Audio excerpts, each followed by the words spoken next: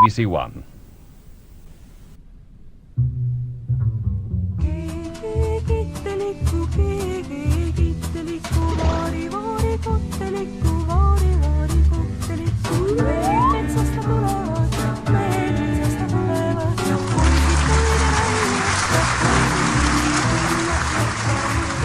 Hey everybody, welcome back to the Wild Digest. I'm Scott. This is now my third time trying to record this because the first time was a mess, and then the second time there were emergency vehicles racing past outside and it was crazy and loud, and I decided to just shut it down. So this is third time's the charm, right? So this is going to be a very, very laid back, sort of casual installment on my channel. If there's one thing I've learned from Steve Donahue, it's that occasionally you can just turn your camera on and riff for a little bit. It's totally fine. There will be, of course, be content in here related to BookTube. I'm going to tell you a little bit about some stuff that I've been reading and also share a bit of a little mini haul that I picked up from the Iliad Bookshop a couple of days ago. But before we get to all that fun stuff, and this will be a shorty, I just wanted to share some other things that have been going on in recent days that some of you may find fun. On Saturday, my wife and I attended a 70mm film screening of Sinners. Now, Sinners, for me, was probably my favorite movie of 2025. I don't think anything compared in my world, but your mileage may vary, but I adore that movie, and this was the third time I've seen it. But in this case, it was also followed by a Q&A with a whole host of crew, including writer-director Ryan Coogler, Miles Caton, of course, the lead, Ruth Carter, the costume designer, Hannah Beechler, who was, I think, the production designer. I may be right there. Autumn Duralda Arcapa, who was I want to say she was the cinematographer, but if you've heard the stories, she's the one who was like lifting the IMAX camera on her shoulder and running around to get shots. Michael Shaver, Raphael Sadiq, he was there talking about the music. A whole bunch of other people. It was a phenomenal day, phenomenal afternoon of a screening, and followed by that Q&A, which I think ran about an hour. It was great. This is one of the nice things about having a wife who's in the Screen Actors Guild, is that she occasionally gets these invitations for events like this. So this was held at the Directors Guild, and it was great, and it's a phenomenal theater as well. So that was something we did on Saturday. Now on Tuesday, there's a group that I belong to as a voice actor, and we occasionally do live readings of these original films that this one team comes up with from their podcast. It's a little difficult to explain, but basically what they do is they reach out to their listeners or their viewers, and they request ideas for oftentimes mashups to do a feature-length screenplay, as if like this is what the studio should have done, kind of a thing. I may be getting that completely wrong, but I've done a couple of these in the past. I did a Scooby-Doo multiverse one where I played Scooby, which was a lot of fun. And then we did a Blade one last year. I don't remember all the characters I did for that one. But then in this one, this was a Star Trek mashup in the Kelvinverse, for those Star Trek fans out there. And I got to play Captain Jean-Luc Picard. And it was a lot of fun. I played him and also a Klingon High Commander. And it was performed in a theater in Hollywood, and we were all on stage, big cast. I think this was the largest one they've ever had. I think it was 18 or 19 of us, all on individual mics, just doing a dramatic reading. It's a lot of fun. We screw up, we make each other laugh, and so it's a little bit more casual and off the cuff than a actual performance. But we had a good time. There was a studio audience, and I think everyone had a blast. The results of that recording should be edited and posted within the next couple of weeks, and when that happens, I'll be sure to share it with you. I will put links to the Blade one and the Scooby-Doo one I did previously, if you want to go ahead and give those a listen. They're a lot of fun. All right, so that is some of the fun, silly side stuff I did. It's not really BookTube related, but I thought I would share it because it's certainly geek related, and I'm sure some of you out there will enjoy checking some of that stuff out. Now, books. Let's talk a little bit about books. Flying Saucer and Gambit, Agent of T.E.R.R.A. book number 1 is done and dusted. I really enjoyed this. It is light, fluffy, thin as can be. It is a secret agent book from the 1960s, mid to late 1960s, when everybody was watching and reading secret agents. If you actually flip to the back of this book, amusingly, this is an Ace publication. Hopefully this will show up. It's awfully bright right here, but you can see a list of Man from U.N.C.L.E. There it is, Man from U.N.C.L.E. Books that they were trying to hawk. So, but anyway, so it was a lot of fun. I am a sucker for time travel books anyway, and certainly a sucker for books where it involves a time traveling agent. Now, I've read the Warren Norwood books, and I've also read a whole bunch of the Simon Hawke Time Wars books, and there have been other examples of this kind of thing. And if you had watched one of my previous videos about covers, I think I talked about Time Master in that. Or maybe that was in a different video. I don't remember. But Time Master is one of my favorite tabletop role-playing games. It was released in the mid 80s. And in that one, you play members of an organization called Time Corps, and you are basically trying to trip up renegade time travelers who are screwing with our timeline. So it's definitely in my wheelhouse. It's the kind of thing I really, really enjoy. And I look forward to reading books 2, 3, and 4. I only have book 4, so when I eventually get to 2, 3, and 4 and knock those out, maybe I'll do sort of a summary review of the whole series, because that's all they wrote. And as far as I can tell, I mean, this is an assumption, of course, but as far as I can tell, they were probably contractually obligated to publish 4 of those books. But what's interesting is the first 3 all have the trade dress that has like this logo on it, with the little spy in the corner and the big number on the side and all that. But the 4th book does not have that. So I almost feel like they did those first 3, and then contractually Larry Maddock was supposed to deliver a 4th, but that one they kind of just pushed out and handled in a completely different manner. It still has this weird time travel, their logo basically, on that book, but it does not look, the cover of the book does not look like the first 3. But neither here nor there. So on to what I'm reading now. I had mentioned in a previous video, in my immediately previous video, that I was going to be reading Becoming Superman, which is J. Michael Straczynski's autobiography, and that I was going to start my year off with an autobiography. That is going to happen, but when I went to the Iliad the other day, I found a book that was on my want list that is also something I wanted to read in relation to one of my current writing projects. Inspiration, research, I guess. But when I spotted it on the shelf, I grabbed it and I immediately started reading it in my car while I was waiting for my lunch to be made, because I was picking something up after I went to the bookshop. And so I've started this book first, and then we'll see if I roll into Becoming Superman. And actually, before I get into that, I want to talk a little bit about TBRs, because the whole concept of TBR is something that I've kind of grown a little cold on over the last few months. I can see using TBRs for structured reading events. June on the Range, Rocket Summer, Die November, where you might want to structure your month and lay out the books that you're going to be reading.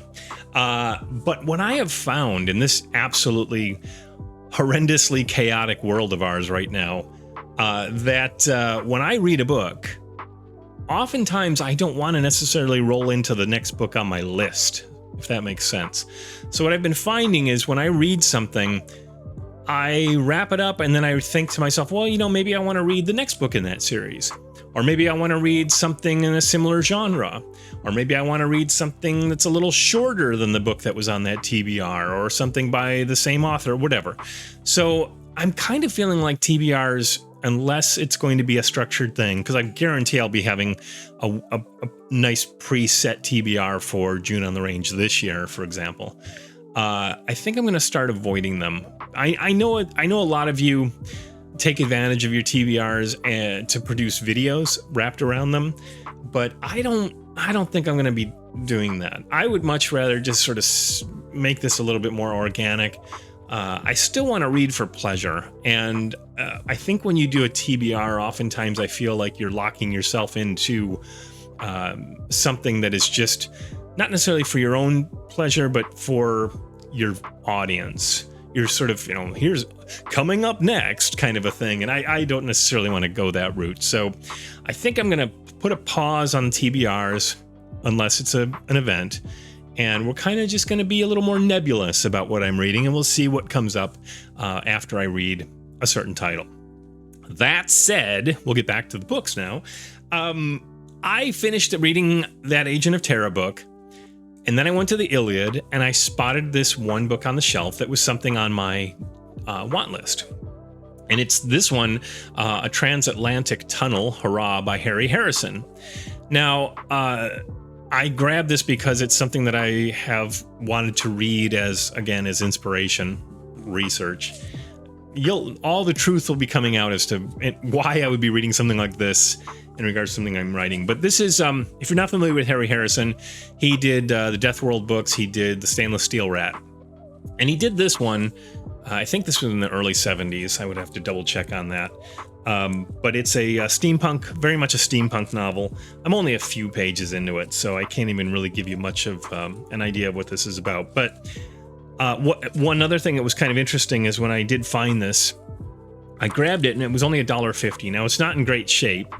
It's definitely a reading copy. You've got some little, curvature on the spine there, and lean, and there's a crease on the cover and all that. And what's also funny is that it looks like someone was either going to do a report on this book, they were taking notes on it for another project, or they were taking notes on it to maybe interview Harry Harrison. I don't know. I haven't really figured it out yet, but there are some random notes in here, and there'll be stuff with just sort of a note. Oh God, it's so bright. I've saturated myself, too much light today. You can see that there is, you can kind of see, there's like a word up at the top and then some text circled down here.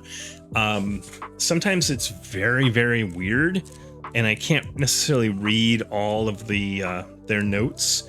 I mean, it's certainly readable, and the book itself is readable. It doesn't intrude really on the text itself. But yeah, here's one. This will be like, pause to try to read that. But of course, it's going to go in and out. But yeah, there you go. So question, and it's, it says like question, I'll be interested in you addressing Harry Harrison? I don't know. So I don't know what this person was doing, but it was only $1.50, even in this condition. Not great, but I'm happy to have it, and I'm looking forward to getting through it. And I've just started reading it, as I said. But yeah, this was one that I picked up from the Iliad a few days ago.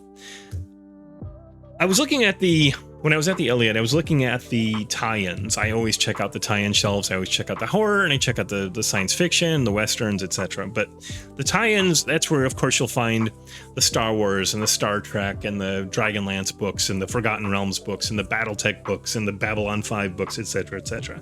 And speaking of Babylon 5, I saw this spine on the shelf, and it said The Shadow Within Babylon 5, Jean Cavelos. Or Cavelos, I don't know. I don't know how to pronounce your name. Sorry, Gene. Or John. John, maybe? I don't know. So they wrote a trilogy called The Passing of the Technomages. Now, I have not read that series. I don't own those books. I own a bunch of Babylon 5 books. And so I grabbed this because it was in really, really nice condition. The only damage to it is that there's a slight bloating from a little bit of a water explosion. My guess is it probably just got damp right here on this corner. Maybe somebody spilled their drink or something. But the book itself is, I think, unread. I mean, I can't open it. There's no creasing on the spine or anything. This one was $3. I grabbed it off the shelf, brought it home, and then realized I've already read this book, but I read it in its original release. So back in the 90s, when the show was still on the air, they did a series of novels. I think they did maybe 8 or 9. And they had painted covers. They looked great. They had really, really nice uniform look to them.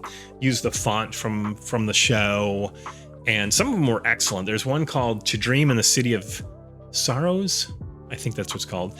And if you're a Babylon 5 fan, you have to read that book because it's pretty much canon, because it was written by Straczynski's partner at the time, and I'm sure has a huge amount of input by Straczynski himself. So it's definitely part of the Babylon 5 arcing story. So I do recommend that one.